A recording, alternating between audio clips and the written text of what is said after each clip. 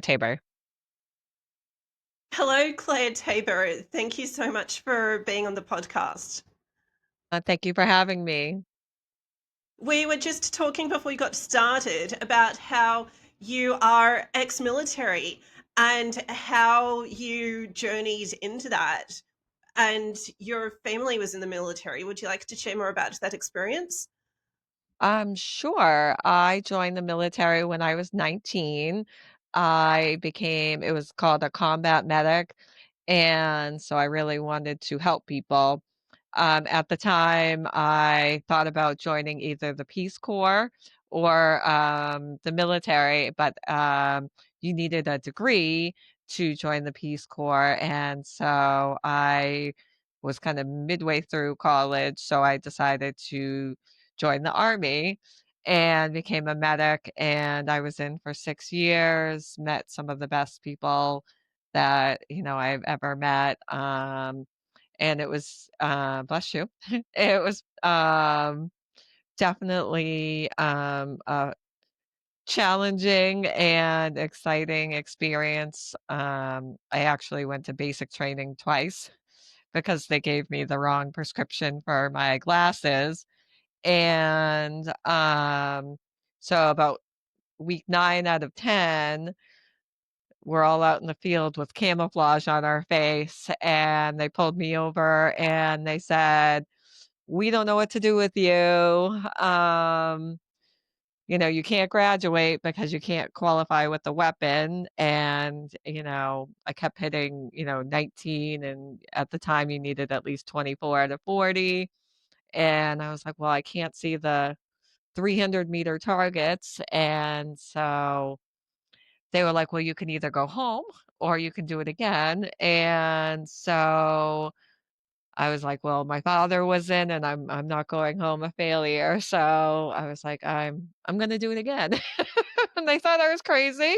And so basically I went back to week 2 and kind of did everything, all the field training exercises, the road marches, all the physical things again. The only thing I didn't have to do again was the gas chamber. So I was very thankful for that. You got through the training and you got into the work that you wanted. You were telling me before about how the previous generation had been in the military in your family. And so it was a big decision for you to do that because you had a bit more freedom to choose than your father did. I'm really keen for you to talk about that because I think some people in the audience will relate to deciding whether they want to do something that their family has done in whatever profession it might be, and also choosing a job that's challenging when people are wondering, why are you picking this out of all the things you could be doing in life? No, absolutely. Well, I will say that I am definitely a daddy's girl. I always wanted to make my dad proud as well as my mom, but definitely I was always kind of following around my father, and I knew he was in the army, and he had actually joined the Navy after he was drafted in the army in the Korean War. So when I was in college and I was having trouble paying for it myself, so they had us take the test in high school. It's called the ASVAB, Armed Services Vocational Aptitude Battery. And It goes up there. apparently I Claire, did I'm just well, going so to they grab a sent me a tissue for a letter, second. and I kind of had it kicking around for about 6 months. And yeah, just decided to take the leap of faith. When you're 19, you can definitely do a lot of things, and you have a lot less fears. So yeah, I just decided to join about halfway through my sophomore year, and it was actually a wonderful experience because the second time I went to basic training, I actually was in basic training with my brother. Um, so people ask, how was it? And I was like, well, it was just like high school. It was, It was like high there he was school. in yeah. So there he was in the chow hall and things like that. So it was, a male and female, basic training. So, thankfully I had his support and, it was really great. And I did get new glasses. So I was able to, pass the, rifle marksmanship and then, went on and, finished my 6 years. But, yeah, met some fabulous people and, met my future husband. So, definitely grateful. You met your husband in work. You were both working in the same place. What's that like? And do you have any tips to share having met your person at work? So, it's interesting because when he was in a different company, but he was a medic attached to a military police unit, and so at the time, I thought he was kind of annoying. I was like, "Who's this guy that's following us around?" And, and so we actually had to take a trip, we were in Virginia at the time to bring, someone to the hospital because we were both medic, and, I was in the back of the ambulance on the way and, the person was kind of chatty and I was like, all right, on the way back, you're sleeping and I'm going to sit up front. and, the roads were dark and everything. So, I kind of was chatting with him and, trying to keep him awake and alert and things like that. So yeah, I think that's kind of, how things went and they were more or less, inseparable, for and, I think we were married 3 years later. So, but yeah, I mean, I definitely don't recommend it. People say it just happens. And you have to have a lot of, respect for the person and obviously like work boundaries are a thing. When you're at work, it's work and, but it's also good to have someone that you can, bounce off ideas and you can someone who can relate to some of your, your challenges and things like that, and then of course when my son, said he wanted to join, both of us, look at ourselves and we're like, "Uh-oh." Why did you have that reaction? Um, well, it's obviously it sets you up for success in your life, I went back to school when I was 40 and was able to use my money from the military. Um, but it is a different lifestyle and it's definitely a big decision. But, he was an army guy for, at least 5 Halloweens, so, um, I think I was kinda destined, and, it's kind of a part of you and, when you're with, military people, you just kind of have this, like, unspoken bond. So we joke around because 'cause we're all hard of hearing, so you can tell military people because 'cause we're always yelling. Is Not that angry, but yeah. is that because you've been around a lot of noisy equipment in Yes, the yeah, military? absolutely. And thankfully now I think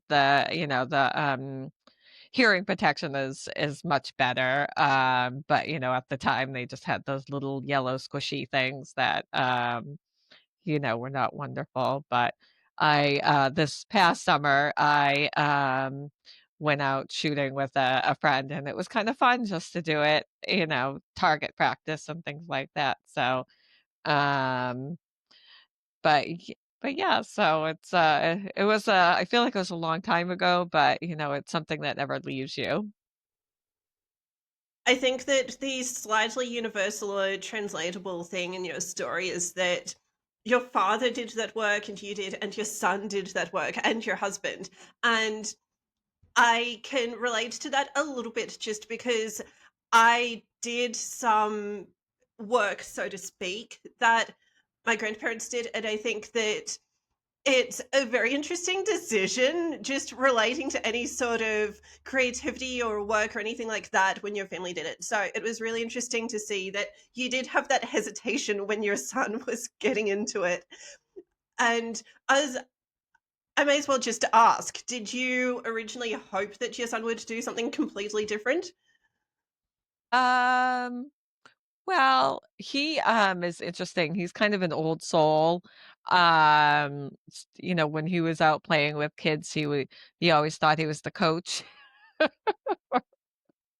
So, and my kids were 5 years apart, so basically he kind of grew up almost like an only child because his brother was already, in school, and, so he was around a lot of adults. I didn't work full time for, quite a bit until, so and he had quite the vocabulary, so, between myself, my mother, his other grandmother, he spoke like an adult. So, as far as relating to, other children and things like that, um, so yeah, he was very inquisitive. I was kind of a precocious child myself, so always asking questions. So he was really funny. Thankfully, um, there's Siri now, so you can ask Siri 1,000 questions.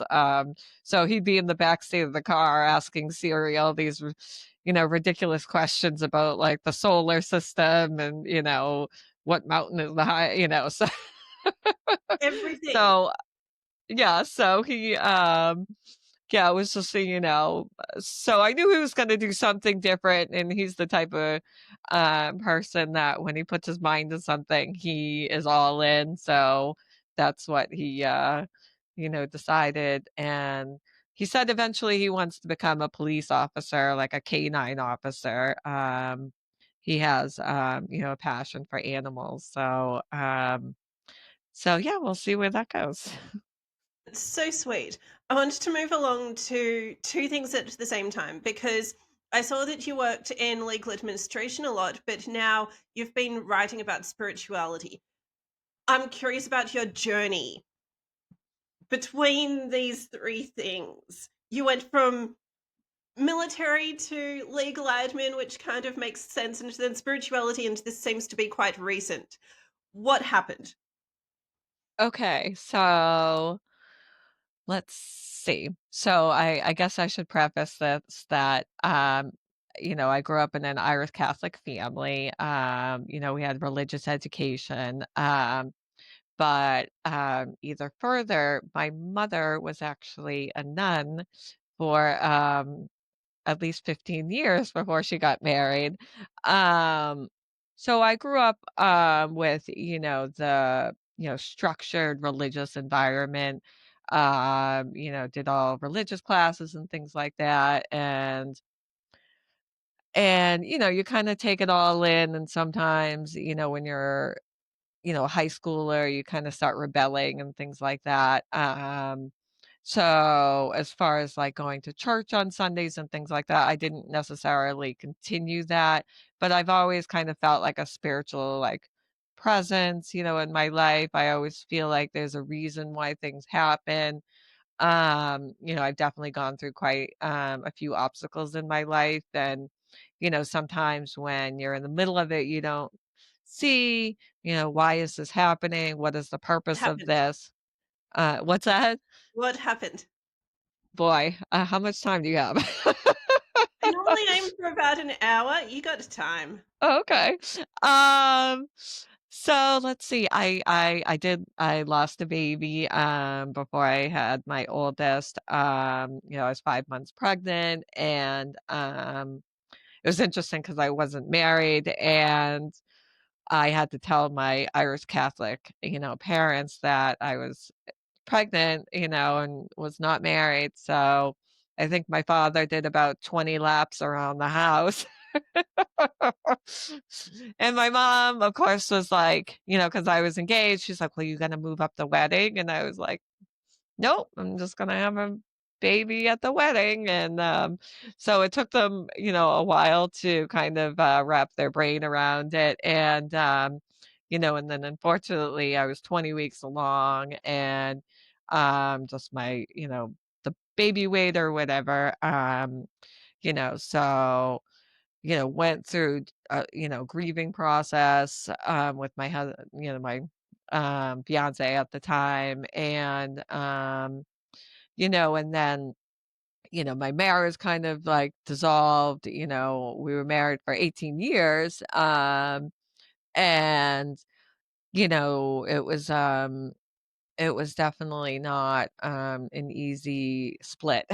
I will say that, So that's the so husband that you met in work? correct, yeah, Yeah, when and, did you break up? Was that recently? Just wondering. well, at now it's been 10 years, so it's interesting, because 'cause we're actually really good friends now. Good. So, I think we just decided, like, we're much better off not being married. Yeah, it got to the point where my older son was like, "Can you guys please get divorced?" So Yeah. sometimes it is better for the Excuse me. children if you get what you need. Right, and, I think we grew and then we changed, and, I hate saying it, we kind of got what we needed out of the relationship, and, it took some time to get to the point where we're at, where we could be friends. Kind of COVID brought our family together because, my son had come, back from school. He brought his girlfriend, and then my younger son decided he was gonna stay with dad just for space reasons. So every Sunday we would have, barbecues or brunch and things like that. So, um and then, it was interesting, it got to the point where he would tell me his relationship stories and, when he broke up with a girlfriend and, I was consoling him and Like oh a yeah, best friend. yeah, yeah, so yeah, I brought like her, a Christmas present and things like that. So, yeah, so you kind of, like, let a lot of the baggage go, and, so yeah, kind of, full circle with that and, some of the other things that have occurred in my life, you just kind of look back at them and you're like, "Oh, okay," like, "That's why that happened." I was in a pretty bad car accident, I went back to school at 40 and, on my way to school, I was in a car accident and I was actually studying to be a paralegal. And, my professor was wonderful because I was so mad that I was late for school because they towed away my car and, got a ride to school, and my professor pulled up on the screen and was like, "These are all the things you need to do. You need to hire a lawyer, you need to, make sure your hospital bills get to this and this, so, like, you can, make sure you're taken care of," and, so I did. I, hired a lawyer, a nice older gentleman, and he was when I was, meeting with him, I, had my legal notepad with all my notes in it, and he was kind of having trouble writing, and I said, "Well, if I'm going to school to be a paralegal if you ever need help." And, he's like, "Oh, I'm all set, but thank you." And then a couple weeks later, we were dropping off, pictures of the scene where the accident was, and he had asked, my husband at the time, he said, "Is your wife still looking for work?" And he's like, "Yeah." And so I actually wound up working at that law firm for years. So, you never know why things happen. And of course at the time, I was sad about my car and, had to go to physical therapy and everything. But he was such a wonderful gentleman and, the family was wonderful. He actually helped me get, my next job, which I worked at like a big law firm in Boston. And I worked there for 6 years. And so, yeah, you know, things happen for a reason. So, as far as working at the law firm, I blame that on my mother. She loved, crime shows. So, I think I've seen every Law& and Order episode. Can't wait for them to start again. And, Murder, She Wrote, like Perry Mason, all those Those are shows. awesome, but the thing I love about this story is that you had a personal crisis, the accident, and then you used that as an opportunity because you didn't have to necessarily mention to that lawyer that, oh, by the way, you are in school to eventually work in the legal profession. And you used a crisis as an opportunity there. Yeah, so that's kind of, kinda how I try to live my life now. As I said, you can't really see when you're in the middle of things, how or why things happen. And, of course, some things can be, devastating. But sometimes when you look back, 6 months, a year, sometimes even years later, you're like, wow, had I not, gone through that, I never would have, met those people. I never would have been in that situation. And, I joke around that, if you can't pimp yourself out, who can you pimp out? So I'm all about selling yourself. So I'd edit that line if you don't you can edit mind. that. That's fine. I'm sorry. I I mean, I just mean understand as what you're far saying. as selling yourself.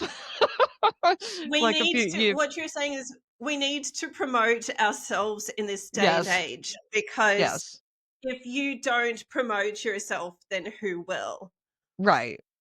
So, I'm always, chatting with people I meet on the street, and you just never know who you're gonna meet. And, I love to travel, so and I feel like when you travel, like, the world just seems so small, and, you make connections and things like that. So, I feel like kind of like my life purpose now is, hopefully to kind of help people with my stories, hopefully bring people together, maybe help people find what their purpose and, kind of overcome obstacles and things like that.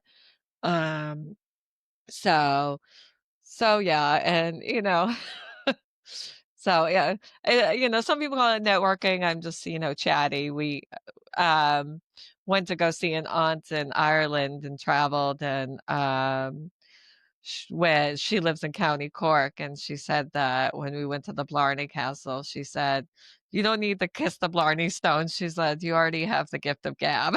So yeah.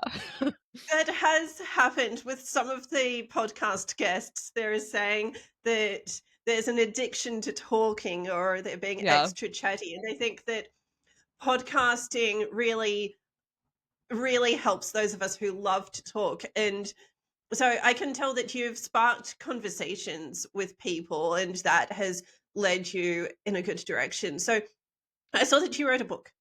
Let's skip straight to how did you end up writing a book after all of this? Okay, so I've always been one to kind of, have all these ideas in my head. Some people call it ADD. I constantly have things going. So, how I've decided to kind of manage my thoughts and everything, I love to-do lists and things like that. So, I kind of keep in my note section in my phone. So, and sometimes it's just how I like process things.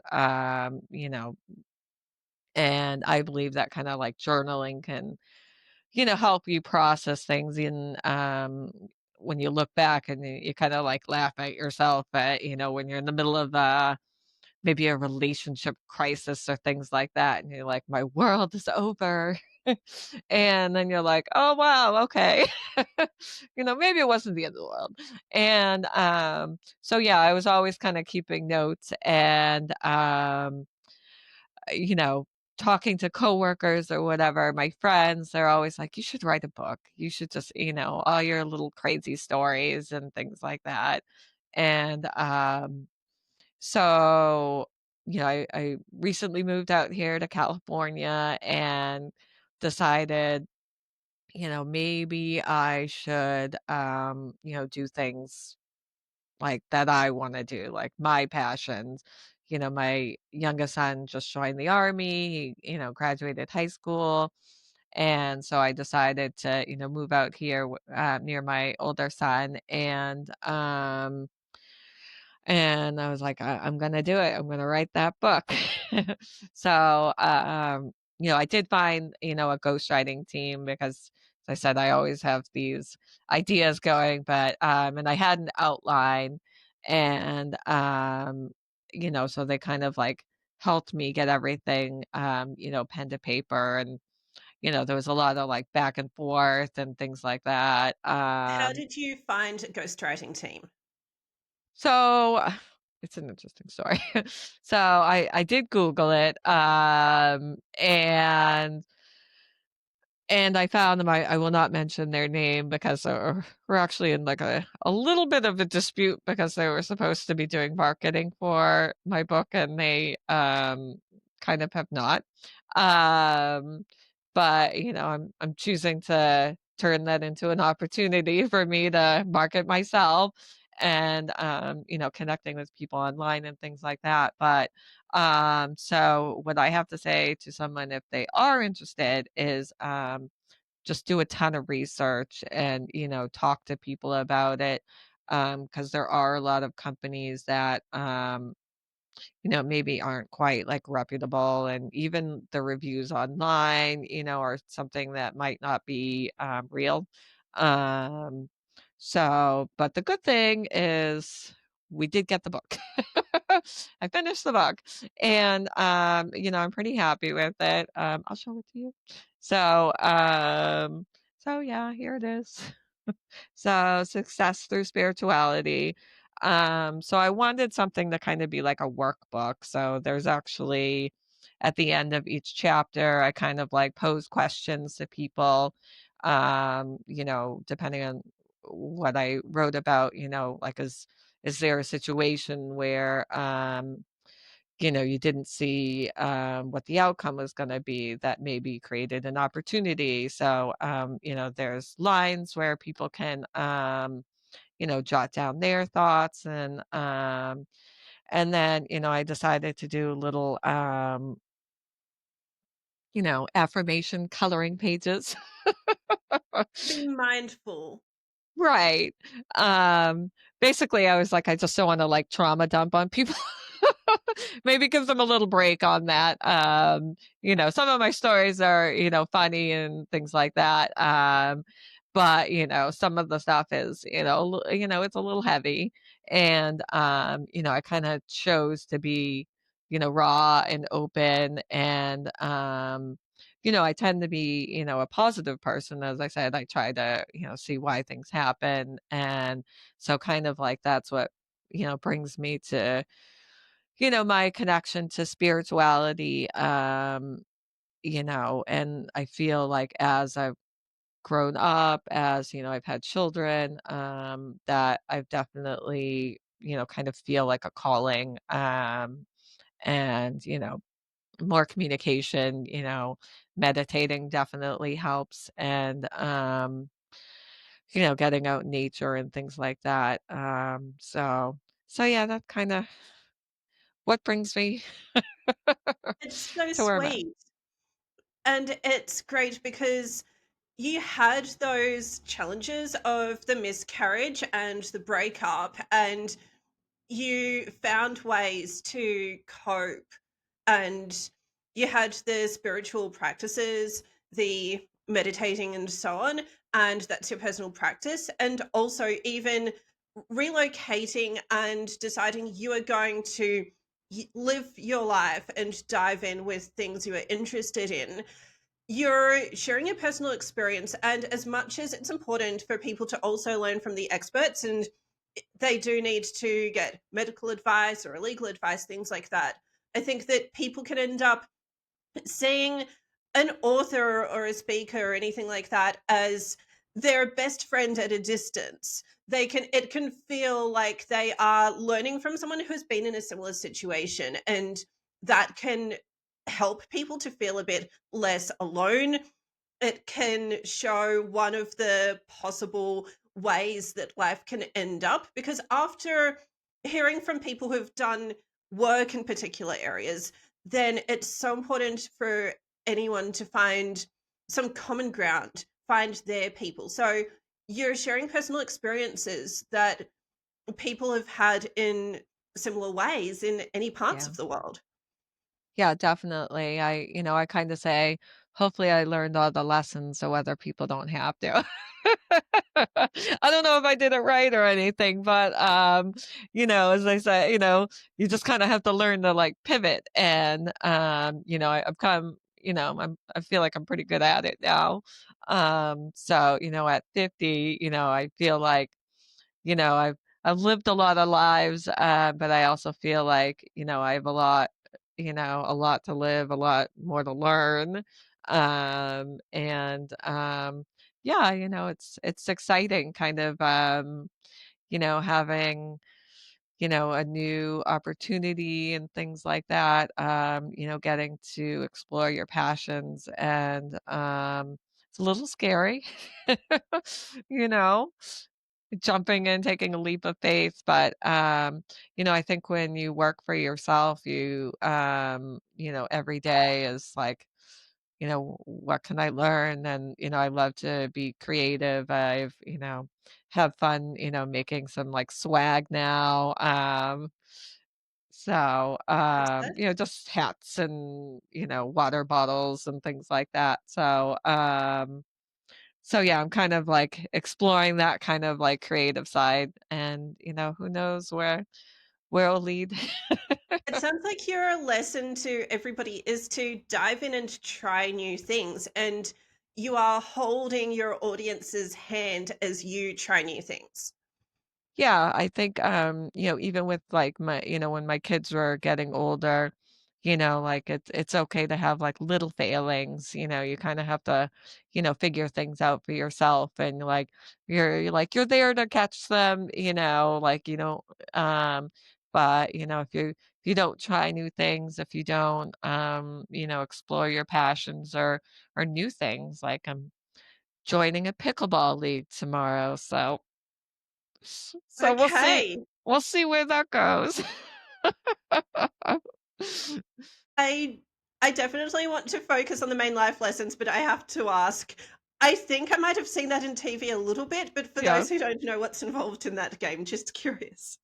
Okay, so I had to Google, like, the rules and stuff and what to wear and all that. Um, so it's pretty much, like, on a tennis court, it's a different kind of paddle. It almost looks like a ping pong paddle. Mine's square. And then you're almost using like a wiffle ball, um and but, like, for me, I was like, it's a new way to, get some cardio in, and since I'm new to the area, I thought it'd be great to, meet people. I was walking my dog and picking up dinner and wound up chatting with someone who was actually from Australia, and so she was the one who was like, "You should join us." So, I'm always, chatting with people on the street, so There's a lesson as well, and I want to get back to another topic in a moment, but there's a lesson. If anyone is moving to an area, try any activity at yeah. all to meet new people, because I believe we are social creatures. Do you agree? Absolutely, yeah. I mean, I do talk to myself a lot, but it's also good to, bounce things off, and my pets. They're like, "Stop singing to me." I make songs about them, but, Okay, but the healthy option is to talk to other people, right, and right. you're trying Yeah, totally different things, like a new sport, to meet people and also to keep active. So the basic healthy things, as much as you're doing those big goals, publishing a book, it's important to also have those personal goals as well to look after yourself. yeah, definitely, and, it's a great way to, network with people, and, who knows what the next chapter will bring or the next, exciting activity, or injury will Steady. be. But you're right, you meet the most interesting people anywhere. Yeah, no, definitely. So, yeah, her name's, Susie, which is funny because I didn't get her last name or I didn't even get like her like Instagram handle or anything. She's like, just come, just come. And I was like, all right. She's like, just look it up online. And so I did. And so I don't even know if she knows I'm coming, but I was just like, I just felt like inspired by our conversation. And yeah, so my ex-husband, would always say to me, he's like, "You don't have to talk to everybody." Hey, there's a question. Did you ever have people telling you that you are talking too much? I don't believe in that sort of attitude, but I know that I had some people telling me over the years, "Oh, you're talking too much. This is all getting too intense. Settle down." Did you ever attract that sort of attitude? Yeah, definitely. Yeah, my one of my professors for my litigation class told me on day 1 that I was not allowed to ask any more questions. He's like, "Yeah, no." He's like, You're done for the semester." Um, yeah, so I've always, been like that. But I just feel like, when you're chatting with people, and I love to, kinda, like, go deep, like, not necessarily, like, surface level. I always joke around that I'm like the drunk friend that you meet at the party where, they're like, "You're my, like, drunk best friend," like, you just go deep and, yeah, I just like to find out, like, what people are about and things like that, and, yeah, you just, learn a lot, and I literally meet people on the street every day and connect with them. I met someone else, that is, smart, like, woman entrepreneur, and, we connected and she gave me, her website, I gave her mine, and, at some point we're gonna, collaborate. So, you just never know, when you're talking to someone, what the universe is gonna bring you, it could be a soul connection that you don't know of, and, whether it's, friends Grows up to or, a love partner or whatever, so, yeah, so that's kinda how I live my life. But yes, all the time. Everyone says that I'm chatty. And I love the lesson that you have of befriending people. I think that's really important because my personal experience has been that I stumbled upon people online or when I needed some work for something, and then it turned out that some people had these amazing backgrounds and really connected opportunities, or people are just creating something new. And I think that it's really fun when you don't know who you're meeting. And that's probably a lesson in itself because you're saying hi to anyone. And I think that it's important to not judge a book by its cover. Right. Yeah, I joke around that I'm a little bit like if you've ever seen the movie Elf, um, with Will Ferrell, that, you know, I'm a little bit of, like a Christmas elf. So, sometimes it gets me in trouble and, sometimes, I'm just trying to, have fun and hopefully spread a little joy and, year-round holiday joy. Well, that's probably a question we need to explore there because it sounds Okay, like maybe in work or in life, befriending everybody and trying to be everybody's best friend. We know that we can't trust everybody, and some people have various intentions and motives. right. So, what can you say after this many decades about balancing wanting to just care and share for everybody, but also needing to make sure that you're okay and that a situation is okay. So yeah, I've definitely learned some life lessons. I guess I like to call myself a former people pleaser.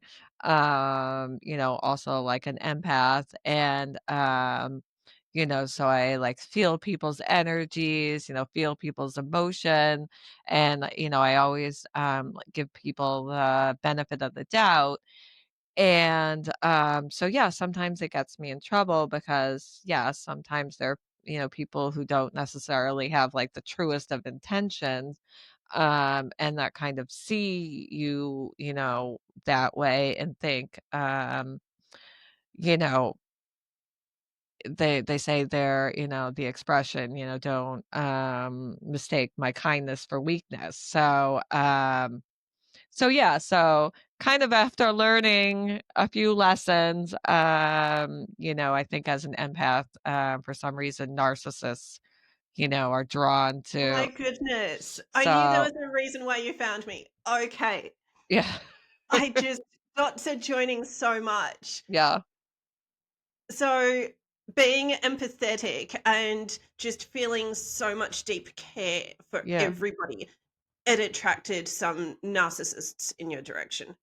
definitely, yeah, yeah, and it takes a long time to not only realize that because a lot of them are wearing masks, a lot of them are like covert narcissists, and on the outside they're wonderful family people and things like that meanwhile they are not necessarily rooting for your success and some will go to great lengths to not you know help you enjoy success. So yeah, I've definitely learned some life lessons, the hard way.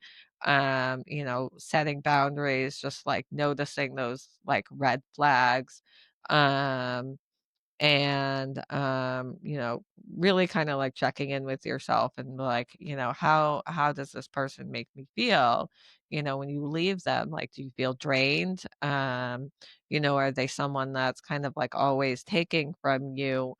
Um, or someone that is, as I said, is just not champion your success. You know, uh, I was friends with someone and, we went out and then the next day she like bought the same exact outfit that I had on, which, can be flattering. But there was like other things like, she bought the car that, I had been talking about wanting and like just things like that. And it got to the point where I'm just like, I kind of have to like end this friendship because um it got quite toxic. Like interested in like the people that I was in a relationship with. Yeah, You wanted your life. yeah. It got a little weird. And as an empath, you're just like, oh, it's flattering and things like that. And yeah, so I've definitely learned, the hard lessons, relationships that I was in for 6 years, they, again, on the outside, it looks like they're rooting for you, and then they're really not, and, What are they really wanting? Are they trying to take advantage of the kindness? Are they oh, I've had relationships with a few people who have had, like depression. And so, my father, was actually hospitalized for depression. And I remember visiting him in the hospital, when I was in grade school and you go and, he wasn't hooked up to machines and he didn't have a cast on his leg. And, so you're kind of like, why are you here? So, kind of learned, a little bit about, mental illness and things like that. So, down the line, I was in relationships with people, who had depression, and, it's tough, that you really want to help people, and so, you know, and and maybe it was, like, taken advantage of a little bit, and then at some point you have to understand, like, I'm giving too much of myself, I'm losing, myself, and, meanwhile, if this person is not actively seeking help for themselves, I'm not a psychologist, I can only do so much, and, so yeah, you kinda have to get to a point where you just choose yourself and you're like, "I have to self-preserve," and, it's hard, because as empaths, we're always wanting to help people. You feel people's emotions, you want to, cure them. And, it's taken me to this point to realize it's not my job to cure them. Um, maybe in some sort of way I am like a spiritual healer or something like that, but you have to set boundaries and you have to kind of fill your own cup before you fill out anyone else's cup. And, there was a long time that I would be, kind of running on empty, filling everyone else's cups. And yeah, so that's kind of like what this new beginning is about for me is, filling my cup first and then hopefully, I'm able to spread the joy. Filling your cup, you need to look after yourself and the desire to look after people. You mentioned, at least before we started recording, that you got into the military because so it was as a medic Yes. to try to, so as a medic, you did that because you wanted to help people. I'm guessing the medic, sorry, I'm not from that space. So it's handy in case anyone else is listening and is not from that space. So I'm guessing that the medic helps the people in the military to be okay. Yes. So Yeah, that so yeah, it started early. Yeah, that desire to help, you can see that common thread, and it was a while when you weren't working full time, when you were parenting. There was less work. So we're seeing this theme of sacrificing yourself to help the workers in the military, sacrificing yourself to look after your family and not work and earn money as much. And then later in your career, perhaps sacrificing your your identity or sacrificing your peace of mind when other people are taking advantage of your kindness. Right. I think that's really relatable. Yeah, and, it can go the other way where people are like, "Oh, well, now you're being selfish." And, so, like, that, like, cuts deep, and then you're like, "No, it's not being selfish." Like, you have to take care of yourself. My mom, died pretty young, and, I'm a product of her where she always was helping people. And, my brother is handicapped. She actually went to Washington, D.C. To get, legislature passed to help, handicapped kids and build ramps for schools. So, Amazing. she started a foundation called Understanding Handicap. Um, so yeah, I think I get it from her. But yeah, she, it's so sad, like, she actually went to work and, like, had a heart attack and, collapsed, like, on the doorstep. Thankfully, she, survived at the time, but yeah, so it's, like, something to think about. It's like, like, how much are we giving of ourselves? And, and if you're not doing the self-care and saying no is self-care, I believe.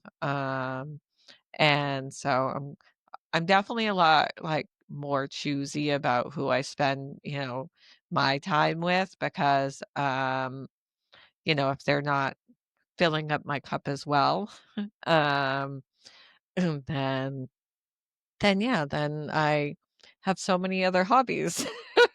Absolutely, and I love how all these little details are coming out in your story as we delve deeper, because realizing that your mother created a foundation advocating for people with disabilities, that I think that sort of theme comes up in other places, especially where I'm living. People are very interested in that Mhm. space.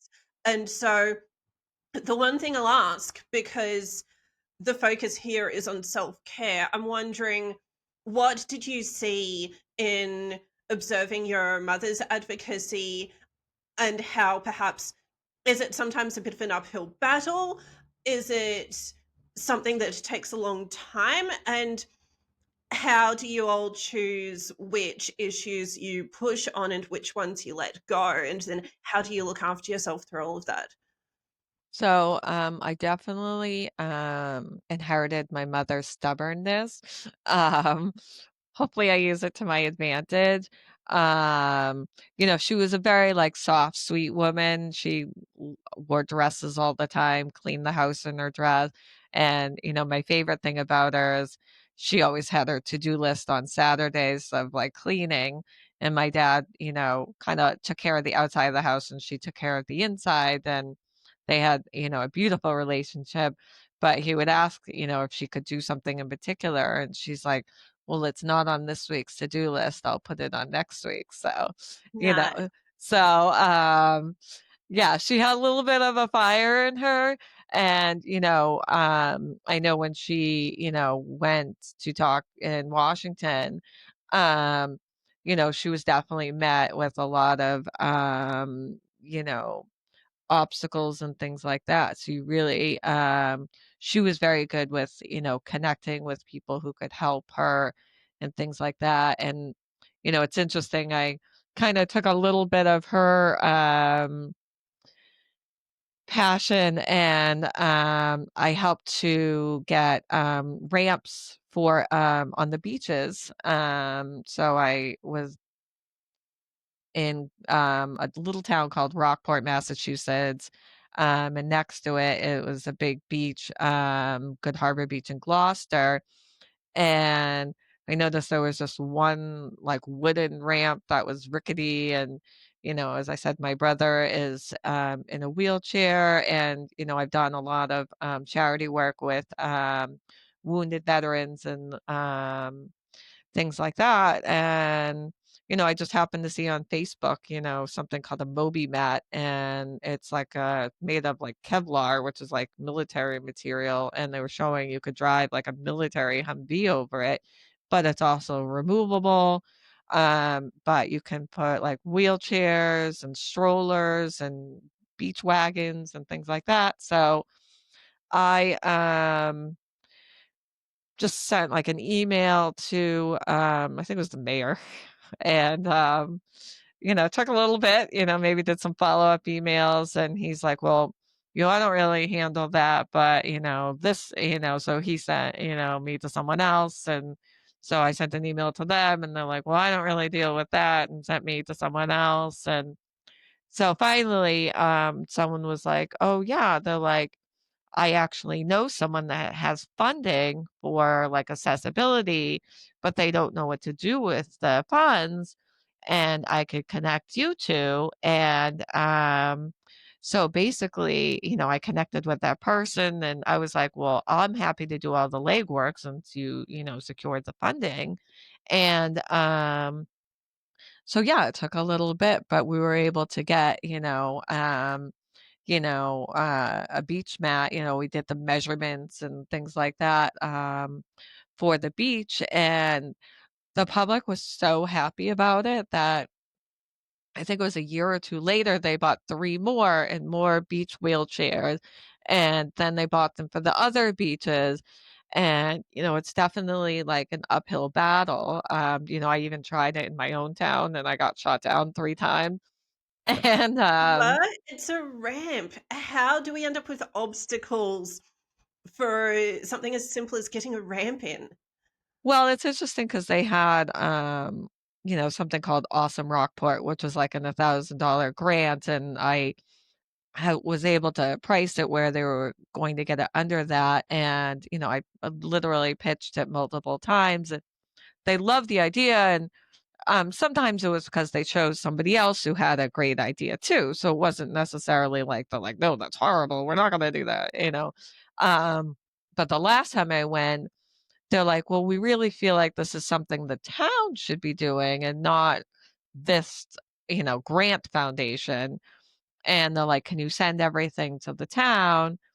And so I did. And then basically, like, went back and forth a little bit and like nothing became of it. So, at that point, I was kind of moving and, I I was like, I've given all I can. I've given them all the information. It's very sad that, they don't want to help senior citizens and, people in wheelchairs. And, it was a town that does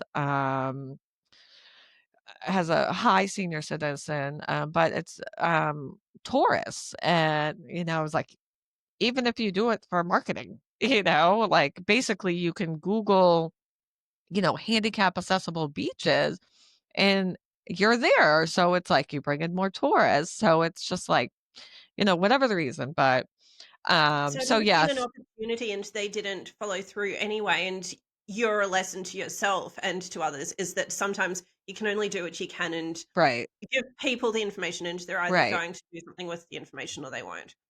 But yeah, I was very happy that Gloucester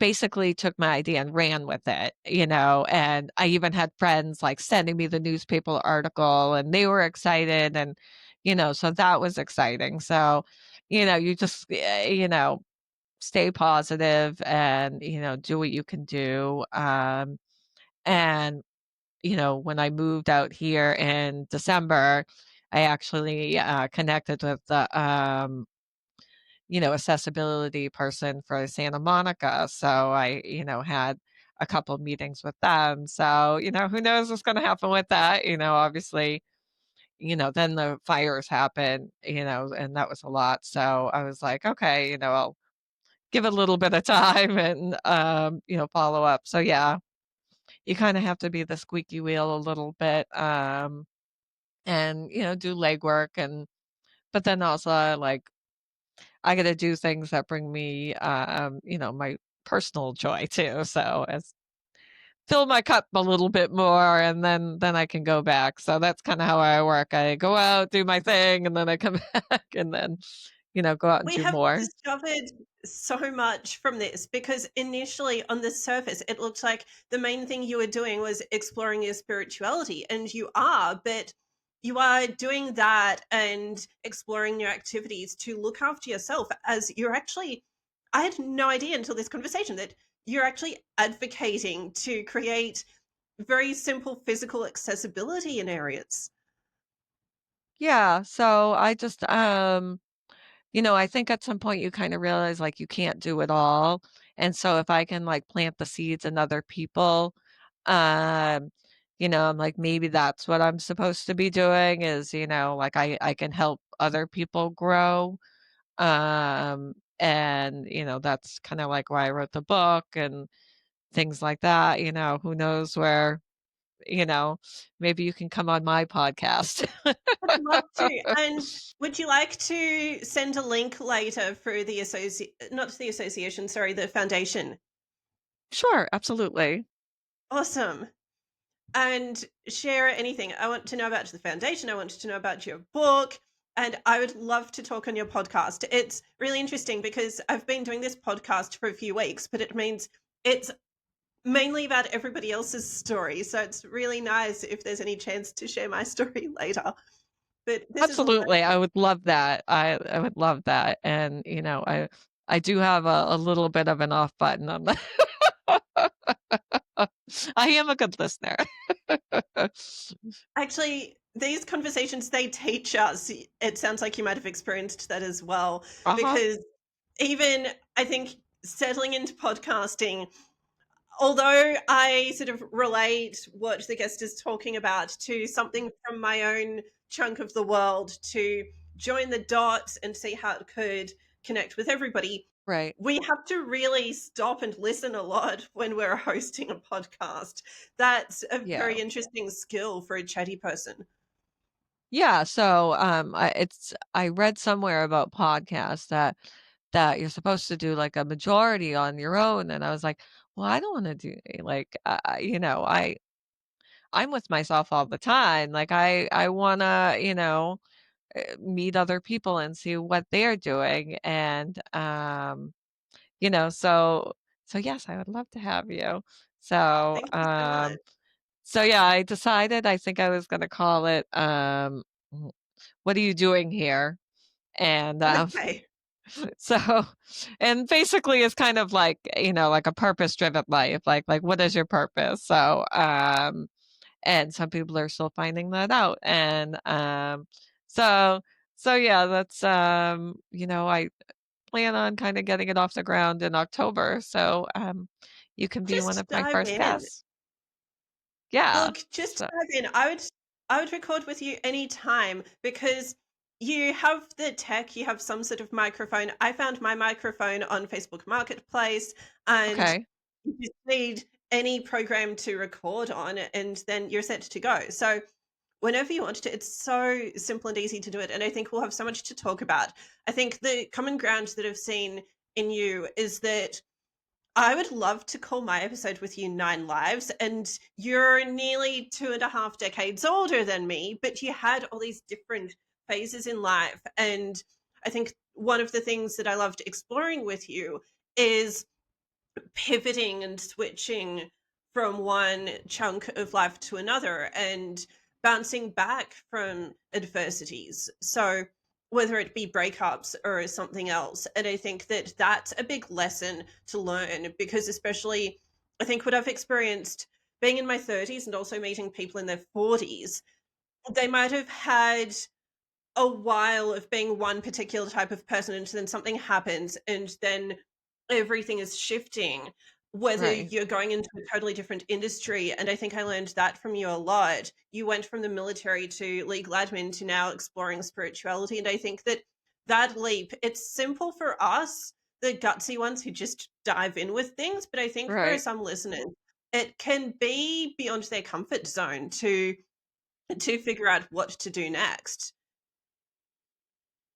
Yeah, I feel like, anyone can have a podcast, but to make it, interesting and, something that people can connect with. Um, and as I said, I feel like I'm still learning, all the time, even at this stage in my life and, who know what the next pivot is gonna be. Maybe a nose Like, ring. I was thinking about a nose ring. I would not have guessed that. But I Yeah. was wondering, have you ever been a motivational or inspirational speaker? I have not. I mean, I think I've, spoken to, like, small crowds, but more on, like, a casual basis, That counts. It totally does. but definitely not on, like, a broad scale. It might be hard to, like, if they only give me a time limit just to, That's okay. We all need a challenge in life. Yeah, That can be the challenge to then actually, that's a good thing to mention because when you are a very chatty person, mhm, the challenge isn't getting yourself to talk. It's condensing your message into a smaller time, and right, that's going to happen whether you're having a meeting for your advocacy or whether you're having a talk about your book or anything like that. There's normally a set time. Well, time is finite no matter what anyway. right. So That's what I that's believe. I feel yeah, like I'm yeah. on, like, many, many lives. I know the feeling, but look, this has been amazing to talk, and we've been so chatty, and it has delved into so many themes and stories. And thank you so much Thank for you. sharing. Thank you, I Thanks, Claire. appreciate it, and we'll chat more. Have a great day.